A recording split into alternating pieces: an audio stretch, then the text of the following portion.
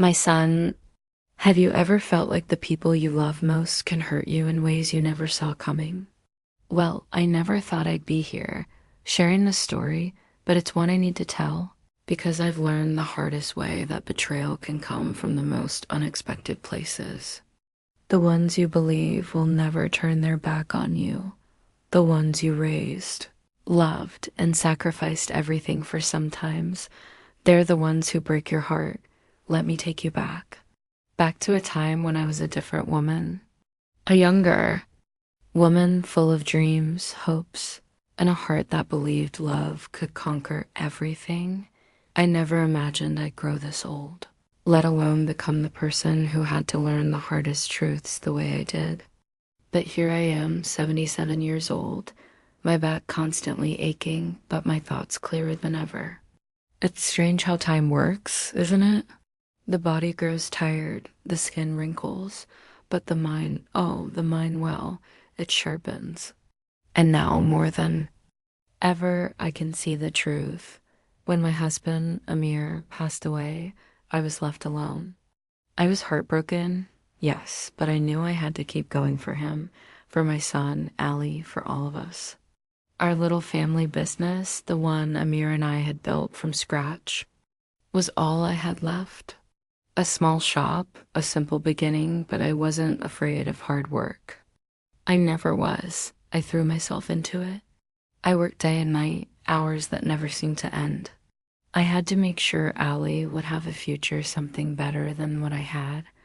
I worked and worked on it too hard. But back then I didn't realize how much I was neglecting him, how much I was missing out on the moments that mattered. The bedtime stories, the school plays, the birthdays. I kept telling myself, I'm doing this for him. I'm doing this for our future. But somewhere along the way, I lost sight of what really mattered. Ali grew up in that house alone a lot, raised by a woman who was too busy trying to be everything for him, too busy to actually be there. And now, as I look back, I see it. I see the cracks forming long before I ever understood what was happening, but I didn't see it then. Ali went off to college, and with it, I thought, came the distance. He called, occasionally, mostly when he ran out of money, and of course I sent him everything he needed, no questions asked. I told myself it was the least I could do after all the time I hadn't spent with him. Business was booming. I could afford it, but as the years passed, I felt the distance growing wider. And then came Sarah, his wife, the woman who would change everything. The moment I met her, something in my gut twisted. She was everything I wasn't, young, ambitious, and calculating. I tried to convince myself I was just being overprotective, that she was just the right woman for Ali. But I couldn't shake the feeling that something was wrong. There was something about the way she looked at me when I told her about the business, our family's legacy, that made my skin crawl. How much is this business worth now?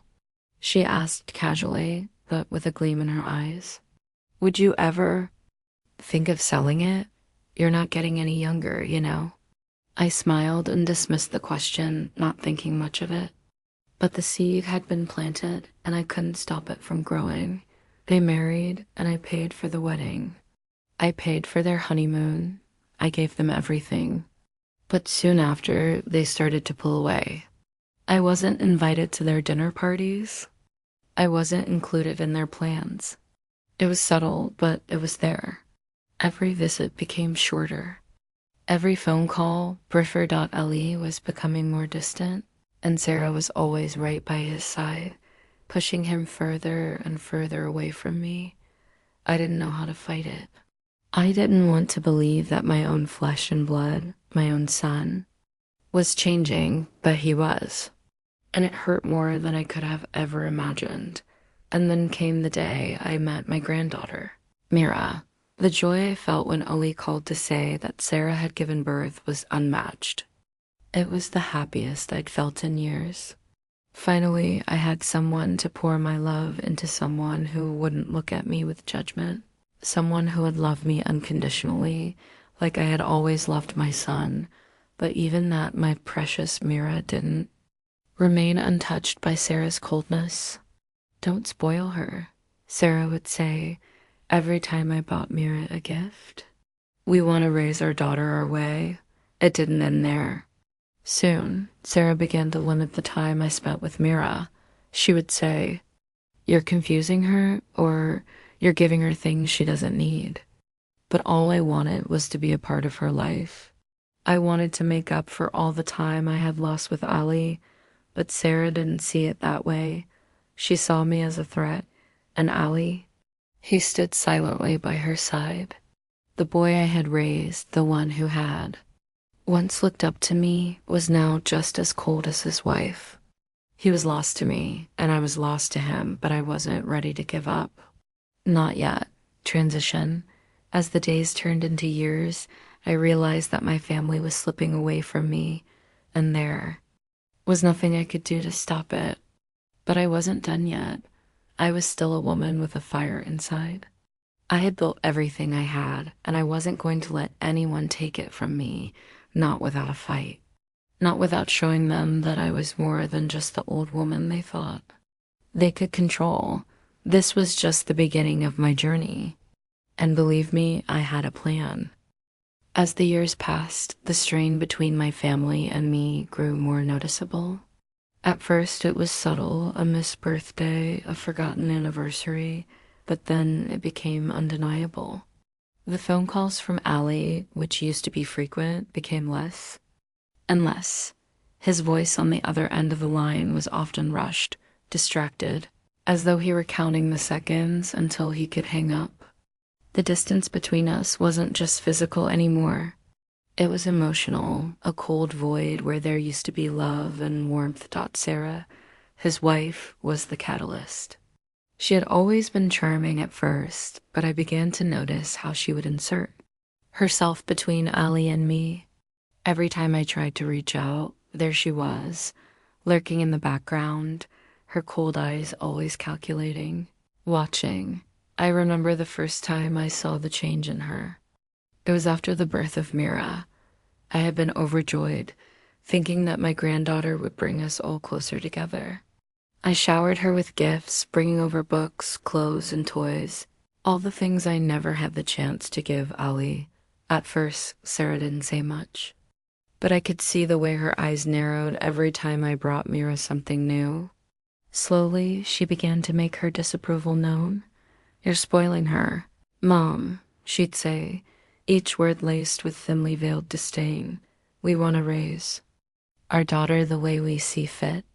You can't just keep giving her whatever she wants." I was taken aback at first, not understanding why she was so opposed to me showing my love for my granddaughter. I was only trying to make up for the lost time I had with Ali, for all the years I wasn't there when he needed me most.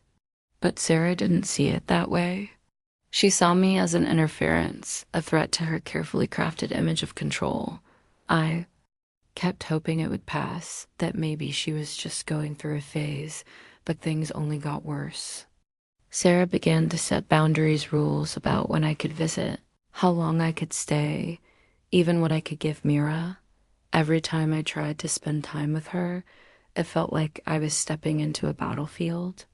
I would try to hold my ground, but Ali, my own son, always sided with his wife. He wouldn't say it outright, but his actions spoke louder than any words. He would stand there, arms crossed, watching as Sarah told me how I should behave around their daughter. "Mom, you have to understand," Ali would say, his voice strained. "Sarah is just trying to do what's best for Mira." And with those words, he would walk away, leaving me feeling like an outsider in my own family. It wasn't long before Sarah began to question my involvement in the business. 2. She would ask pointed questions about the company, probing into things I had never shared with anyone. "Do you really think Ali should be the one to take over?" she asked one day, her tone casual, but the underlying message was clear. "Maybe. It's time to think about selling, or maybe even handing it over to someone else. Ali's not cut out for this kind of responsibility." It stung, It hurt more than I ever imagined. How could she, someone who had been in my life for such a short time, have so little respect for the hard work Amir and I had put into building everything we had? How could she speak about my son like that, as if he was incapable of carrying on the legacy I had spent decades building? And yet, there it was. The more I saw it, the more I realized what was happening. It wasn't about the business. It wasn't even about Mira. It was about power. Sarah wanted control, and Ali, my own flesh and blood, was more than willing to give it to her. He was caught up in her world, and in that world, there was no place for me. I tried to talk to Ali, to confront him about how I felt, about the hurt I was carrying. But every conversation ended the same way, with him brushing me off, making excuses for Sarah's behavior, and then apologizing for her. "She's just going through a tough time, Mom," he would say. "You have to understand. We've got a lot on our plate right now." But I wasn't the one who needed to understand. I wasn't the one who was being pushed aside. It was clear to me now that my place in their lives was diminishing, and with each passing day, it felt like I was being erased. I remember the day I tried to confront Sarah directly. Mira had just turned 7, and I had gone over to their house to drop off a gift for her. Sarah greeted me at the door, a tight smile plastered on her face. But there was something in her eyes, something cold that made my heart sink. "Been buying her so many things, Mom," she said, her voice sharp. "It's not healthy for her. She doesn't need all these things. You're spoiling her." I stood there, stunned, trying to process what she was saying. "I'm just trying to love her," I said quietly, my voice trembling. "She's my granddaughter. I want to be a part of her life." But Sarah wasn't listening. She never did. "Well, you need to back off," she said, her tone harsh now. "We've got this under control." The words hit me like a slap in the face, but it wasn't until I looked at Ali standing there, silent, not defending me, that the truth hit me. He had chosen her over me. He had allowed her to tear us apart, and in that moment, I knew that the family I had fought so hard to build, the legacy I had worked for my entire life, was slipping away from me, and there was nothing I could do to stop it. They were slowly pushing me out, taking everything I had worked for, and I was helpless, but I wasn't going to let it end like this. I wasn't going to let them win without a fight. I may have been older, but I still had the strength of a lion inside me. And if they wanted to take everything I had built, they would have to go through me first. The pain of betrayal cut deeper than I could ever have imagined. But it also lit a fire in me, a fire I hadn't felt in years. It was time to take control of my life again. And I would make sure that when all was said and done, I would not be forgotten. For months, I had been fighting a losing battle. The more I tried to hold on to what was mine, the more it slipped through my fingers. My son, Ali, was distant cold, almost. Sarah had him wrapped around her finger, and I had become nothing, more than a shadow in their lives. They took my love, my time, my hard work for granted, and I was forced to stand by and watch as my family crumbled, but something inside me refused to be broken. I had spent my whole life building this business, raising my son, and sacrificing everything to ensure they would have a future. I had given them my heart, my soul, and now it was time to take back what was mine. I had been silent for far too long. The first step in my plan was simple. I had to secure my future. It wasn't just about the business anymore. It wasn't even about Mira. It was about me taking back control of my life, something I had given up to them for so long. It was time to make sure that when I was gone, my hard work would not be reduced to a mere inheritance that they could take and destroy. I began making discreet changes in the business, putting safeguards in place, safeguards that no one knew about. I hired a trusted lawyer, someone who had no ties to my family. I made sure my will was updated and that everything I had worked for would not fall into their hands without proper oversight. It wasn't about revenge at first. It was about protecting what was mine. But as I worked, the anger inside me began to grow. The more I realized how they had treated me, how they had betrayed me, the more I knew that I couldn't just let them walk away from this unscathed. No, I had to make them feel the consequences of their actions. One evening, I decided it was time to confront them. I called Ali and Sarah to my house. They had no idea what was coming. I had prepared everything carefully: documents, evidence, plans. I wanted them to see what they had done, and I wanted them to feel the weight of their betrayal. When they arrived, Sarah was her usual self-fake smile, polite greetings, but her eyes never left me. Ali, on the other hand, looked tired, distracted. He didn't even offer me the courtesy of a hug. It was as if we were strangers, not mother and son. "Please sit down," I said, my voice steady. "We need to talk." The air in the room felt thick with tension. Sarah's eyes flickered with suspicion, and I could see Ali's unease, though he didn't show it. I've been thinking a lot about everything about my life, my work, my legacy. I began, my voice calm but unwavering, and I've come to a decision. Ali looked at me, his brow furrowed. "What are you talking about, Mom?" I took a deep breath and continued. "I've decided that when I'm gone, this business, everything I've built, will not be left to you, Ali. It will not be left to Sarah. It will go to someone who actually appreciates it, someone who has earned it." Sarah's eyes narrowed. "What do you mean?" she asked, her voice tight. I could see the panic in her eyes. She knew exactly what I meant. She had been playing this game for far too long, and now the truth was catching up to her. "I'm transferring the company's assets, the majority of the business, to Mira," I said, each word cutting through the room like a knife. "She will inherit everything. I have set things in motion. The company, the house, everything I've worked for, it will all go to her. You, Ali, and Sarah will get nothing." For a moment, there was silence. Ali's face was pale, his mouth opening and closing in disbelief. Sarah's expression, on the other hand, was one of pure fury.